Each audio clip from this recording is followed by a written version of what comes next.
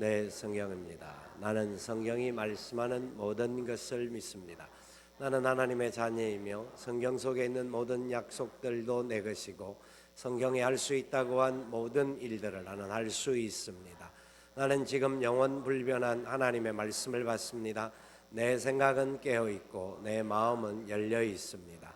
지금 받으려 하는 하나님의 말씀으로 인해 분명히 나는 변할 것이고 성장할 것입니다. 할렐루야, 아멘.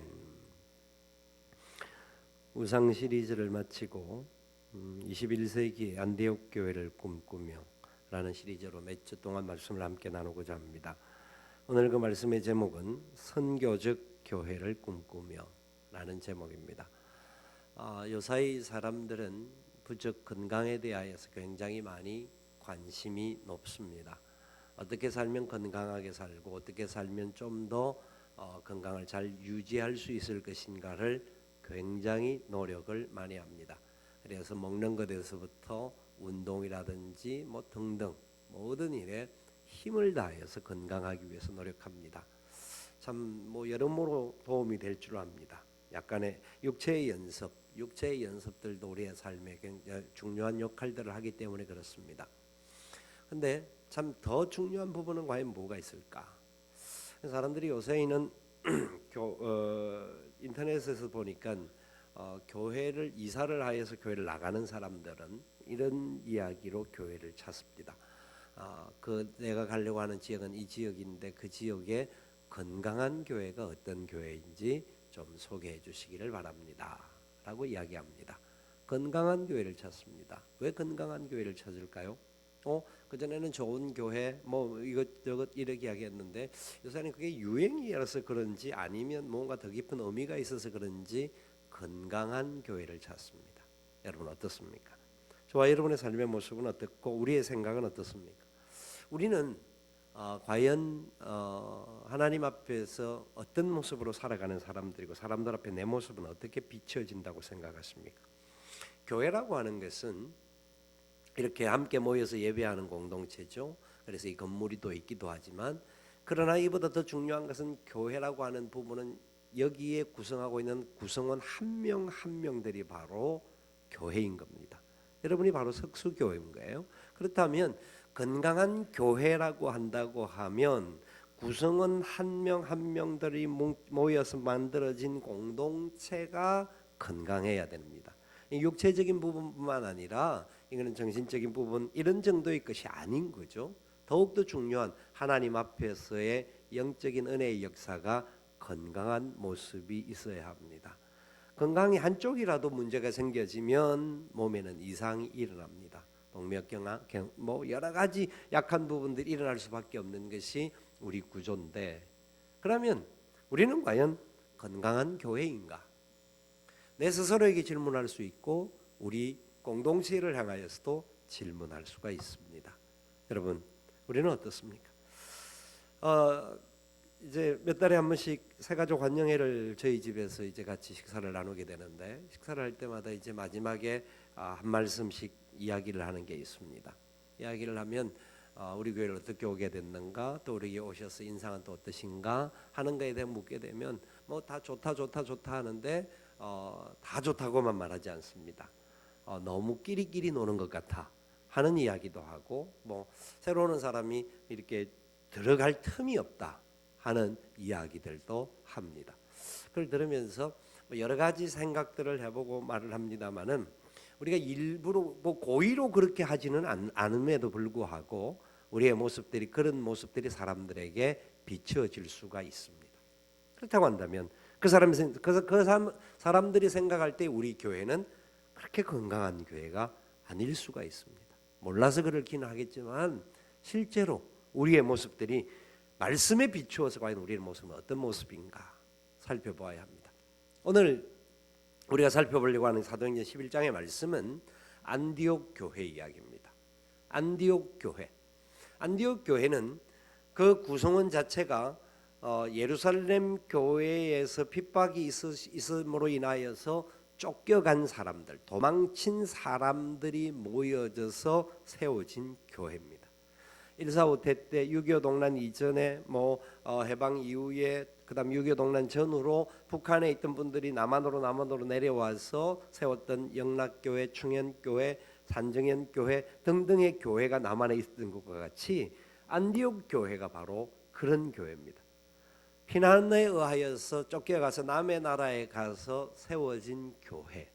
이 교회가 신약에 여러 교회들이 있습니다마는 어쩌면 가장 건강하고 가장 아름다운 교회다. 그렇게 지칭할 수 있다라는 겁니다. 과연 그 구성원들 자체도 그렇고 여러 가지 상황들도 그런 교회가 어떻게 그렇게 건강하다고 말할 수가 있는지 말씀이 이야기하는 바가 뭔지를 우리는 확인해 볼 수 있어야 합니다. 오늘 본문 이후에 나오는 구절을 먼저 살펴보면 그래요. 26절 말씀을 보면 이렇게 이야기를 하고 있습니다. 읽어봅시다. 만남에 안디옥에 데리고 와서 둘이 교회에 1년간 모여 있어 큰 무리를 가르쳤고 제자들이 안디옥에서 비로소 그리스도인이라 일컬음을 받게 되었더라. 아멘. 바나바가 사울을 찾아서 데리고 와서 안디옥에 왔다라는 겁니다. 그래서 그곳에서부터 함께 말씀을 가르치는 사역들이 일어났었는데 비로소 그리스도인이라고 일컬음을 받게 되었다. 그리스도인이라는 말은 그리스도의 사람들이라는 거예요. 그리스도의 사람들. 자, 보세요. 예수 믿는 사람들을 보고 예수 믿는 사람 맞죠? 예수 믿는 사람 저 사람 예수 믿어 이렇게 말을 합니다. 저 사람 어떤 사람? 그리스도인이야. 저 사람 교회 다니는 사람이야. 자, 여러분 교회 다니는 사람입니까? 예수 믿는 사람입니까?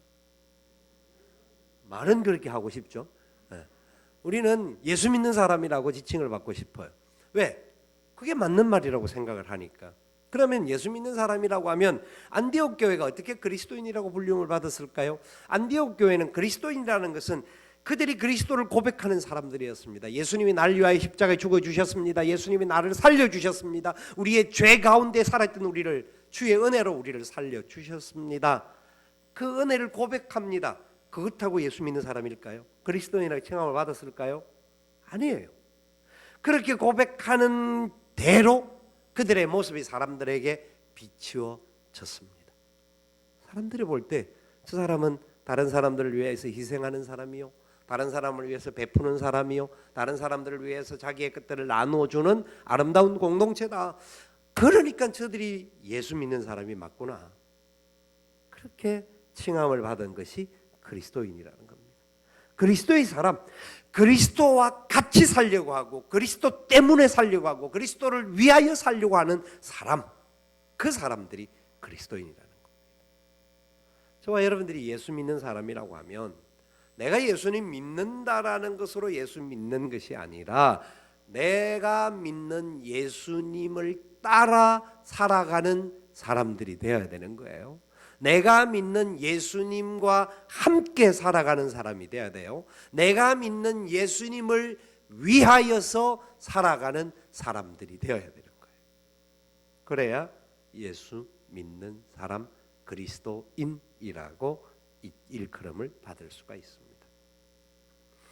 오늘 안디옥 교회는 그 모습을 우리에게 보여줍니다.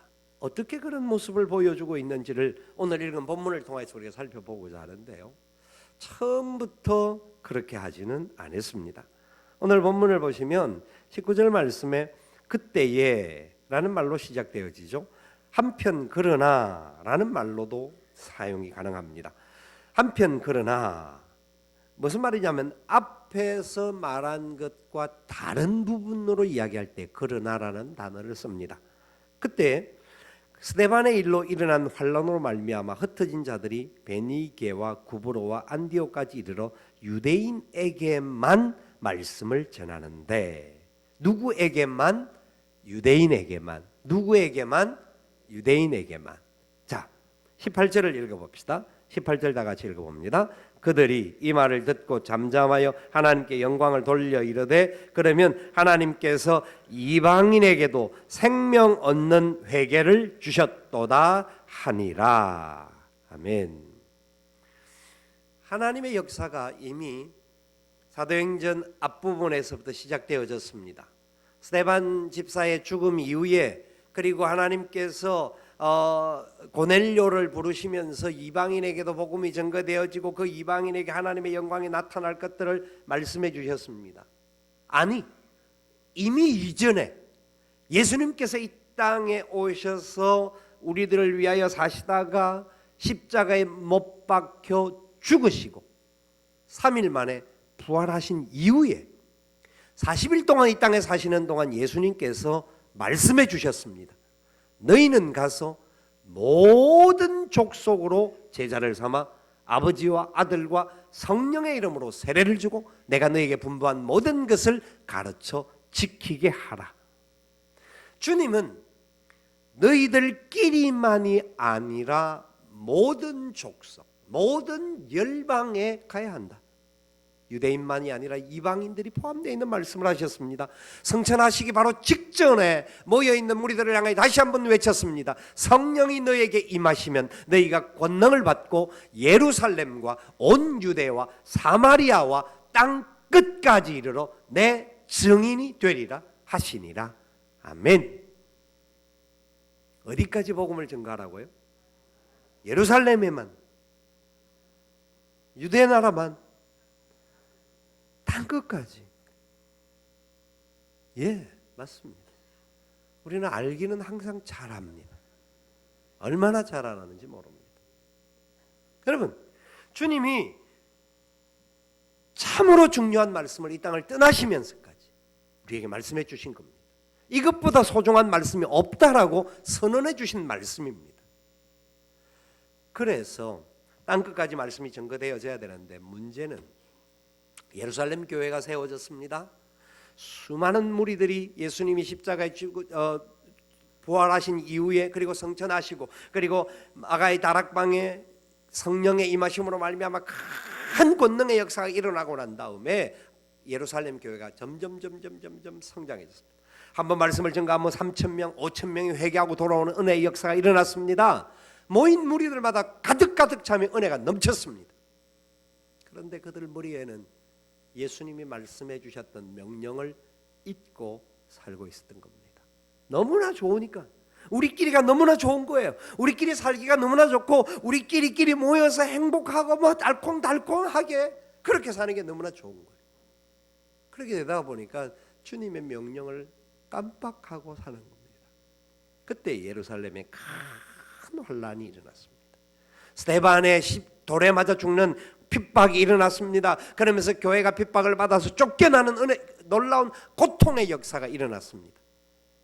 그런데 그 고통은 고통으로 끝나는 것이 아니라 그들에게는 고통이고 괴로움이고 눈물의 골짜기를 가는 길이었지만 하나님의 역사 속에는 놀라운 계획이었고 놀라운 축복의 기회였습니다. 그래서 그들은 흩어져서 안디옥까지 가게 되었고 안디옥 가서 교회를 세웠습니다. 그런데 그들도 처음에는 유대인에게만 복음 전가하는 일을 했더랬습니다. 그들도 처음에는 이 주님의 말씀이 그들이 쫓겨났음에도 불구하고 안디옥까지 가서조차도 유대인들에게만 말씀을 전가하는 일을 하고 있었던 겁니다. 그런데 오늘 본문을 보니까 이런 말씀이 다시 나옵니다. 20절 말씀 같이 읽어봅시다. 그 중에 구브로와 구레네 몇 사람이 안디옥에 이르러 헬라인에게도 말하여 주 예수를 전파하니. 누구에게도 말하였다고요? 헬라인에게도 말했습니다. 누가 그랬나요? 구브로와 구레네 몇 사람이. 그렇게 많은 사람이 아니었습니다. 그리고 이 도시의 사람들은 예루살렘 사람들이 아니었습니다. 그들은 이방인 중에 일부이기도 했던 사람입니다. 이 사람들이 헬라인들에게 복음을 증거하기 시작했다라는 겁니다. 여러분, 이게 왜 중요한 말일까요? 왜 안디옥 교회가 그리스도인이라고 일컬음을 받을 정도로 중요하다라고 안디옥 교회는 많은 교회들이 함께 본을 받아야 될 교회라고 지칭이 일어나야 할까요? 그냥 사람들에게 복음을 증거했습니다. 사람들에게 복음을 증거하니까 사람들이 믿고 돌아왔습니다. 그런데 왜 이 교회가 그렇게 중요하다고 이야기를 할까요? 여러분 어떻게 생각하십니까? 사실 예수님께서 부활하신 이후에 지금 시간이 한 15년 정도의 시간이 흘렀습니다.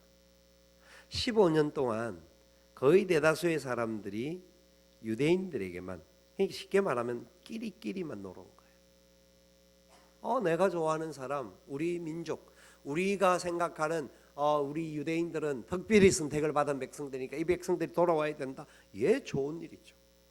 그들에게 복음을 많이 전가하는 것 자체가 좋은 일이었습니다. 그런데 중요한 것은 끼리끼리라는 겁니다.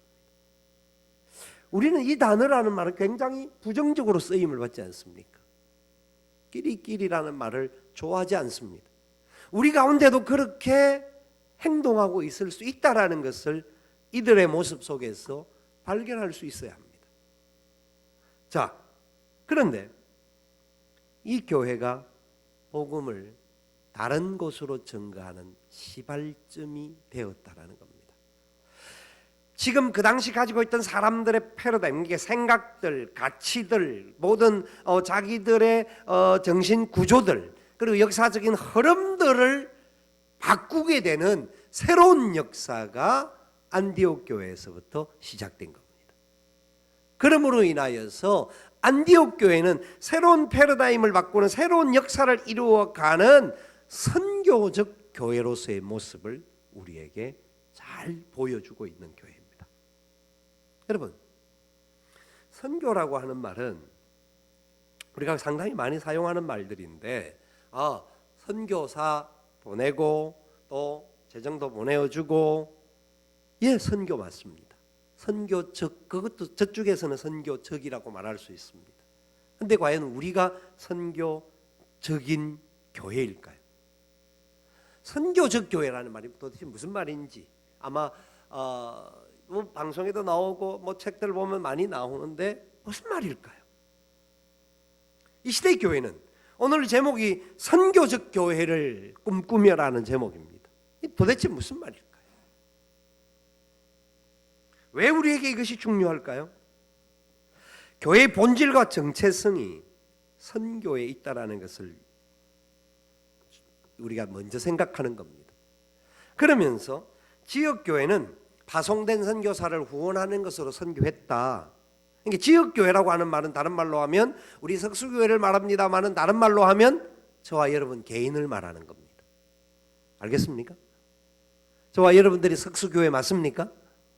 석수교회 맞습니다. 여기 석수교회 아닌 분들도 몇 명 와 있어요.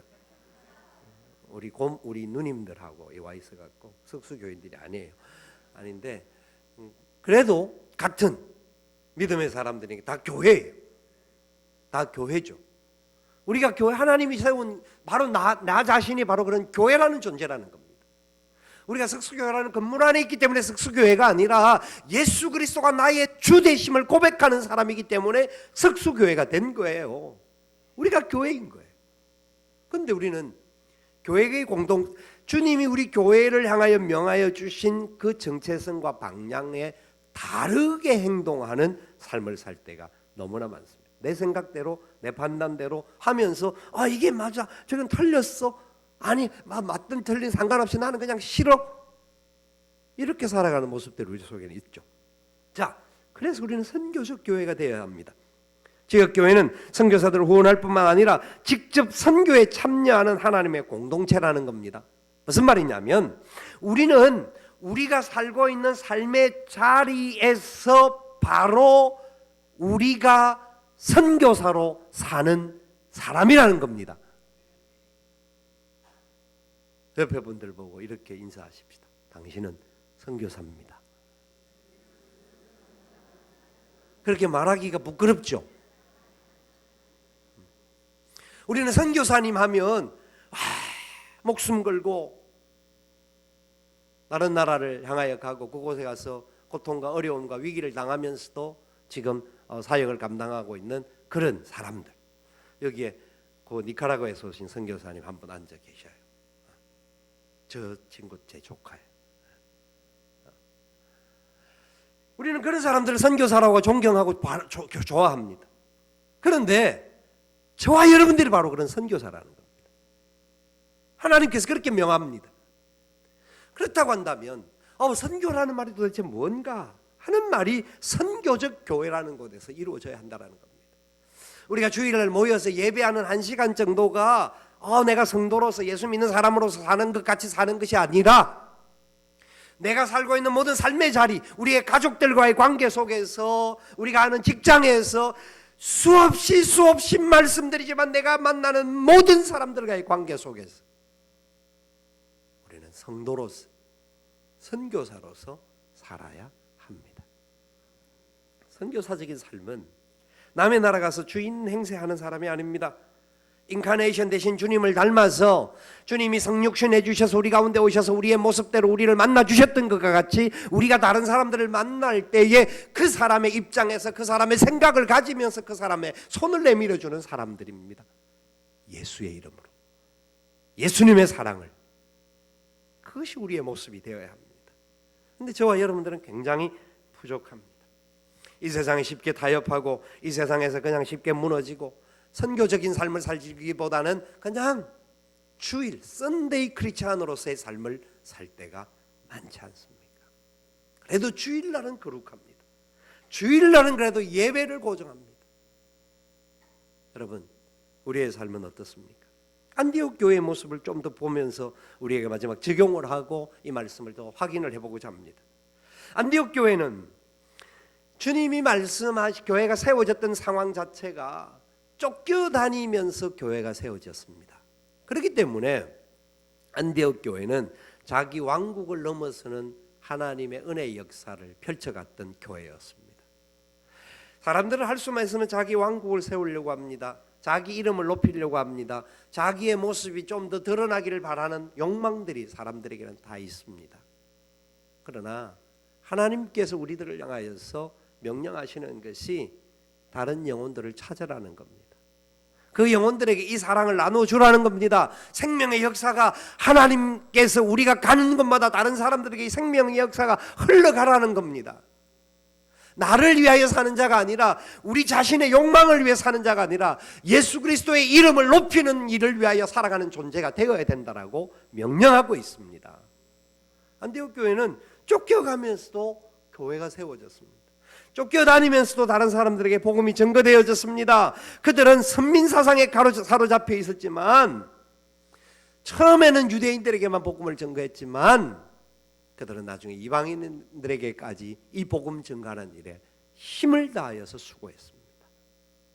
여러분, 우리는 우리가 살고 있는 지역, 우리끼리의 좋은 공동체를 만들어가는, 우리 교회에 와서 예배하는 분들이나 또 뭐 여러 가지 행사에 참여하는 분들은 막 칭찬들도 많이 합니다만은 좀 더 하나님 앞에서 우리 모습들을 바라보면서 하나님이 기뻐하는 뜻을 어떻게 하면 우리 공동체 안에서 우리끼리만이 아니라 다른 사람에게도 흘러가게 할 것인가? 우리 목장 안에 믿지 않는 이웃들을 초청을 하여서 그분들과 함께 교제하면 야, 예수 믿는 사람들과 만나니까 무언가 참 좋다라고 하는 의미가 주어져야 되지 않겠습니까? 여러분, 우리는 우리끼리 그래요, 예배하는 거 좋고 우리끼리 기도하는 거 좋죠. 그런데 이 은혜의 역사가 흘러가야 합니다. 죽은 영혼 살려내는 일에 우리의 도움이, 이 흘러가기 위해서 우리 자신의 따라와야 할 희생과 헌신과 섬김과 봉사들이 그 속에 다 포함되어져 있는 겁니다. 내 자신의 이익을 추구하면서까지 흘려보내기가 쉽지 않은 세상입니다. 우리의 교회가 그 존재를 위하여서 세워져 있다는 것을 기억해야 합니다. 우리는 무엇을 위하여 지금까지 달려가고 있습니까?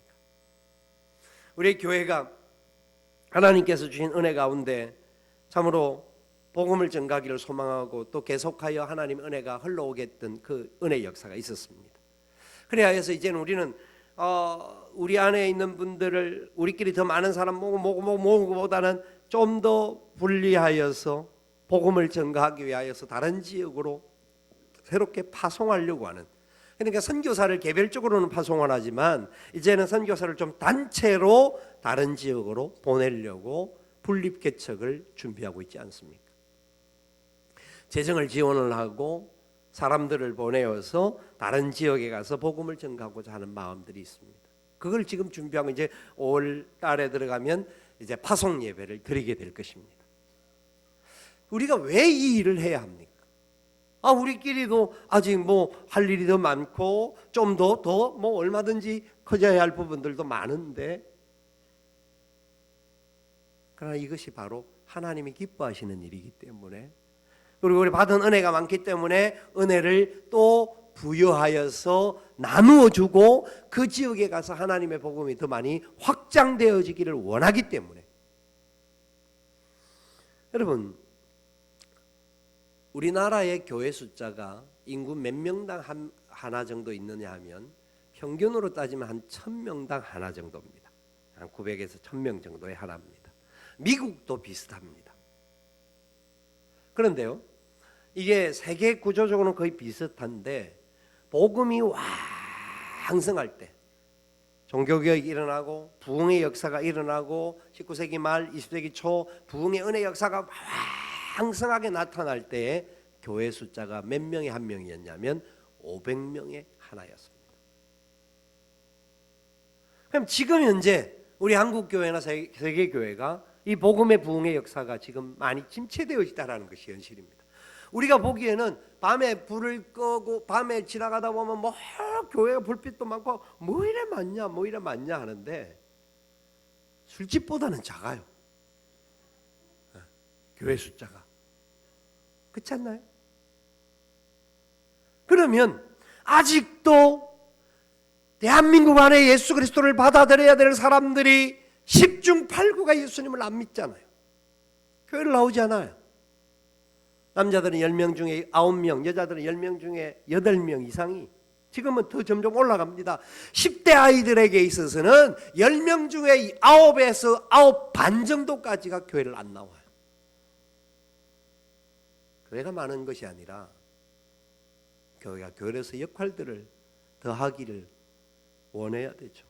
그리고 또 건강하고 새로운 교회들이 세워져서 사람들을 살려내고 주의 영광이 드러나게 하고 죽은 영혼이 돌아오는 은혜의 역사가 일어나기 위해서 우리는 분립개척을 하는 겁니다. 인간적으로는 어떤 그런 욕심들도 있을 수가 있어요. 저 자신에게도 그런 부분이 있을 수 있다고 생각이 들어요.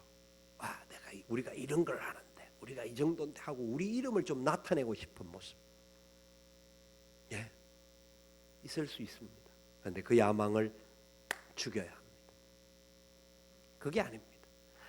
단순히 우리가 했기 때문에 우리가 무엇했다, 우리 이름을 나타내기 위해서가 아니라 어떻게 하면 예수 그리스도 이름이 더 높아지고 어떻게 하면 한 영혼이라도 주님 앞으로 더 돌아오게 할 것인가. 이 마지막 때에, 마지막 길을 가고 있는 이 시대 속에서 그 사명이 저와 여러분에게 주어졌음을 기억하시기를 바랍니다. 믿으셔야 합니다. 그렇게 사셔야 합니다. 철저하게 우리의 왕국이 아니라 주님의 왕국이 세워지기를 소망해야 합니다. 한 가지 더 우리에게 적용하면서 말씀을 정리하고자 합니다. 오늘 이 말씀에 보면 앞에서도 말씀을 드렸습니다마는 어떤 사람이 복음을 이방인에게 전개했다고 20절에 말하고 있냐면 구브로와 구레네 몇 사람이라고 이야기합니다. 구브로와 구레네 사람, 어떤 사람일까요? 여러분, 어떤 사람일까요? 여러분 혹시 아십니까? 지역에 대해서는 알 수가 있습니다. 찾아보면, 책을 찾아보면. 그런데 여기 등장하는 사람이 어떤 사람인지는 모릅니다. 그렇잖아요? 우리가 이렇게 부릅니다. 경주댁, 상주댁, 전주댁, 나주댁. 그렇게 부르면 그 사람은 자기는 그 동네 사람이니까 자기를 부르나 보다라고 알지만 다른 사람은 모르죠. 이게 경상도가 그래 세워졌고 전라도가 그렇게 세워진 겁니다. 경주, 상주, 그 다음에 전주, 나주, 이게 합쳐져서 전라도, 경상도가 된 거죠. 자, 그런데 바로 그런 겁니다. 우리를 향해 지칭을 할 때, 누구를 향해 지칭을 할 때 그냥 무슨 때, 무슨 사람, 어느 동네 사람, 그 사람의 인격을 이야기하지도 않고 그 사람이 어떤 사람인지 정확하게 알지 못합니다. 쉽게 말하면 무슨 말이냐면 이름은 있는 것 같지만 이름이 없는 사람을 말합니다. 안디옥 교회의 놀라운 역사는 무명의 용사들에 의하여서 확장되어졌습니다. 이름 없는 무명의 용사들이 이 사명을 감당했습니다. 사람들은 할 수만 있으면 이름을 남기고자 합니다. 호랑이는 죽으면 가죽을 남기고 사람은 죽으면 이름을 남겨야 된다. 그렇죠. 이름 남길 수 있으면 좋습니다. 이름 남길 수 있는 업적이 되어지면 얼마나 좋겠습니까? 그러나 어떤 경우에는 이름이 남지 않을 수도 있습니다. 그 중에 한 명일 수도 있습니다.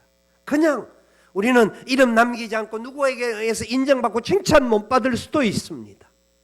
그런데 기억하십시오. 하나님은 무명의 용사들을 존귀하고 복되고 아름답게 축복하심을 믿으시기를 바랍니다. 자기 이름을 위해서가 아니라 하나님의 영광을 위해서. 여러분, 우리가 이렇게 예수님을 믿고 구원받은 하나님 백성되고 이리 좋은 환경에서 예배를 드리는 것이 그냥 우연히 되어진 일일까요? 우리나라가 6.25 동란이 일어났을 때에 세계 22개국의 나라에서 우리나라를 돕기 위해서 사람들이 왔습니다.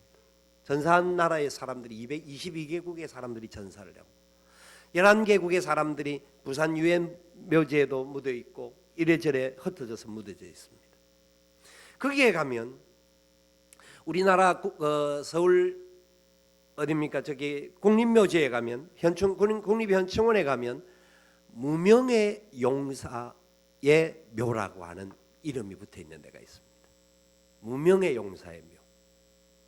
부산 유엔묘지에 가면 무명의 용사의 길이라고 하는 것이 만들어져 있습니다. 그런 것을 볼 때마다 참 감사하지 않을 수가 없습니다.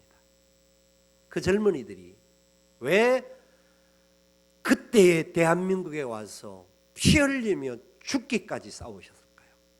그런데 싸우고 죽었는데 군번도 찾을 수 없고 이름도 찾을 수 없고 무명의 용사로 붙여져 있습니다. 그들의 헌신과 죽음이 아니었다고 하면 대한민국의 수호가 가능했을까요? 그들의 헌신과 땀이 우리와 전혀 상관없는 것 같지만 그들의 뿌렸던 피로 인하여서 대한민국의 복음의 영향력이 나타났고 하나님의 교회들이 건강하게 세워질 수 있던 은혜가 있었습니다. 우리 이 자리에 앉아서 예배하는 것도 그런 분들의 희생, 그런 분들의 사랑과 섬김들이 있었기 때문입니다. 남아있는 것은 무명의 용사입니다. 그들이 어떤 존재인지 아무도 모릅니다. 누구의 자녀인지도 모릅니다. 누구를 어떻게 살아왔던 과거가 있었는지도 역사를 기록해 줄 수도 없는 사람들입니다. 그러나 하나님의 은혜의 역사들은 그들을 통하여서 기록되어졌다는 것을 알고 있습니다. 여러분, 우리는 우리의 삶의 자리 속에서 이 안디옥 교회에 몇 안 되는 구브로와 구레네 사람, 이 사람들은 바로 무명의 사람들의 대표적인 사람이었습니다. 이 사람들이 자기들이 받은 은혜가 너무나 좋았습니다. 자기들 같은 이방인들에게도 이 복음이 전거되어지는 이 복음의 기쁨과 감격에 어쩔 수가 없어서 유대인들은 유대인들에게만 복음을 전가하다가 보니까 자기들이 헬라인들을 찾아다니면서 말씀을 전가하기 시작합니다. 우리가 예수님을 만나니까 너무나 좋더라. 예수 그리스도만이 구원자다. 예수 그리스도만이 우리의 생명이다. 그 주님만이 우리를 살리신다. 그 은혜의 역사가 전파되어지기 시작하니까 헬라인들이 돌아오기 시작합니다. 수많은 사람들이 주님 앞으로 돌아오는 은혜의 역사가 일어났던 것이옵니다. 그들은 이름 없는 무명의 용사였지만 그 무명의 용사는 하늘나라에서는 가장 빛나는 스타로서 하나님이 인정하시고 축복하시고 이끌어 주실 줄 믿습니다. 그게 은혜의 역사입니다. 여러분, 우리가 훌륭해져야 되고 이름도 낳을 필요가 있습니다. 내가 이름 낳기 위해서 노력하기 발부둥 친 것이 아니라 하나님의 영광을 위해서 믿음으로 살고 그렇게 최선을 다하다가 보면 하나님 어느 날 높이실 때도 있습니다. 그래요. 높임을 받은 사람들은 자기가 높아졌다고 자랑하고 착각하지 말고 내가 높아진 것은 하나님이 나를 높여주신 것이고 나를 이렇게 사용해 주셔서 하나님 더 큰 영광을 드러내기 위해서 그렇게 해주셨다라고 겸손해야 되죠. 그러나 여러분, 높아지지 않았다라고 해서 우리가 쓸모없는 존재가 아니라는 겁니다. 우리는 아무것도 아닌 것 같고 사람들이 보기에는 좀 비천한 것 같고 이래저래 모습에 있어 다른 사람 드러나지 않는 그런 모습일 수도 있습니다. 그러나 중심을 보시는 하나님께서 그 자리에서 우리가 최선을 다하고 하나님의 은혜 가운데 감사하고 감격해 살면 나같이 연약하고 부족한 사람을 통하여서도 예수의 은혜의 역사가 수많은 영혼들에게 흘러가게 하시고 나타나게 하시고 천국에 가서 마침내 우리는 하늘의 스타로 빛나게 될 줄 믿으시기를 바랍니다. 그것을 하셔야 됩니다. 그러니까 우리는 감사할 수밖에, 이렇든 저렇든 감사하는 거예요. 이렇든 저렇든 기뻐할 수밖에 없는 거예요. 누가 나를 알아주지 않아도 하나님이 알아주시니 감사하고, 누가 나를 높여주면 나 같은 사람이 이렇게 높여주셔서 너무 감사합니다. 내가 더 겸손하게 더 열심히 섬기겠습니다. 기뻐하며 걸어가면 되는 겁니다. 저 조금 잘나면 지 잘났다고 목이 그렇게 할 필요가 없는 거예요. 그렇게 살면 피곤하죠. 바로 이게 무명의 용사들, 그 은혜의 역사가 이 땅을 세우고 하나님의 영광을 드러낼 수 있다는 겁니다. 우리 교회 안에도 수많은 분들의 땀과 눈물과 헌신이 있습니다. 지난 역사에 뿌려졌던 눈물과 땀이 있었기 때문에 지금이 있는 겁니다. 그렇기 때문에 너무 어떤 부분에 있어서 어떤 것들을 가지고 서로 어떻게 할 필요가 없는 거예요. 항상 하나님의 은혜를 생각하면 되는 거예요. 하나님이 지켜주시고 인도해 주시고 보호해 주셨고 이끌어 주셨다라는 것을 찬양하면 되는 거예요. 그러면 우리의 삶을 통하여서 하나님 영광 받으실 뿐만 아니라 하나님의 역사가 일어나는 거예요. 모든 일을 하다가 보면요, 어떤 때는 앞에서 몇 명만 하는 것 같은데요, 보면은 눈에 안 보이는 수많은 사람들이 각각의 자리에서 다 수고하고 있어요. 그 수고가 있기 때문에 어떤 사람들은 아무런 일을 안 하는 것 같지만 묵묵하게 자리를 지켜주는 그 수고가 얼마나 좋은 수고인지 모릅니다. 그런 분들의 수고가 있기 때문에 다른 사람 앞에서 일하는 사람이 리더십을 발휘할 수 있도록 되는 거예요. 그걸 우리가 서로 인정해 주면서 걸어가는 것이 바로 하나님이 기뻐하는 무명의 용사의 자세예요. 여러분, 저와 여러분의 삶이 하나님의 은혜가 넘치는 무명의 용사라고 할지라도 그 은혜 가운데 승리하고 살아갈 수 있기를 축원합니다. 마지막 말씀을 하나 드리고 말씀을 마칩니다. 우리 교단, 우리 대한예수교 장로회 합동 측교단은 우리 한국 안에서 가장 선교를 많이 하는 교단입니다. 그 총회 세계 선교회가 GMS라고 하는데, 이 GMS는 우리 나라의 선교사님들이 약 100개국의 나라에 나가 있습니다. 100개국에 우리 GMS 이름으로 나가 있는 분들이 2,550명 정도 됩니다. 하나님께서 그들을 보내셨는데요, 제 선배 선교사님 중에 제 선배 중에서 선교사님을 아프리카에 나가셨던 분이 계셨는데, 제가 전도사 할 때 부목사 하셨던 분 한번 말씀을 드린 적이 있습니다만은, 그분은 아프리카에 가서 복음을 전가하다가 풍토병에 의하여서 젊은 나이에 하나님 부름을 받아 갔습니다. 그렇게 많은 일을 하지도 않았을 겁니다. 그러나 한 영혼 한 영혼에게 복음을 뿌렸던 그 씨가 그 땅에 하나님의 역사를 이루는 안디옥 교회를 세우는 그런 은혜의 역사가 나타나게 하실 줄 믿습니다. 사람들이 보기에는 큰 일을 하지 않은 것 같지만 하나님 보시기에는 그 영혼 한 명 한 명을 위해서 헌신하는 그 아름다움이 너무나 소중하다는 겁니다. 우리 선교사님들이 어떤 사람들은 이름이 드러나서 훌륭하게 드러나는 사람도 있지만, 대다수의 선교사님들은 묵묵하게 그 선교지에서 이름 없는 무명의 용사로서 피 흘려가며 고통당하면서 복음 전가하고 있습니다. 여러분, 저와 여러분의 삶의 자리 하나님 아시지 않습니까? 우리 교회가 이 선교적인 교회의 가치, 우리가 하나님의 은혜의 역사에 붙들려서 내 안에 있는 이 기쁨과 감사와 감격을 어떻게 하면 하나님의 영광을 위하여 드러내고 수많은 사람들에게 전해주고 이 은혜의 역사가 함께 흘러갈 수 있도록 그렇게 살아가느냐가 중요하다는 것을 기억하시고, 우리가 가는 곳마다 그런 열매가 주렁주렁 나타날 수 있기를 살아계신 예수님의 이름으로 축원을 드립니다. 아멘.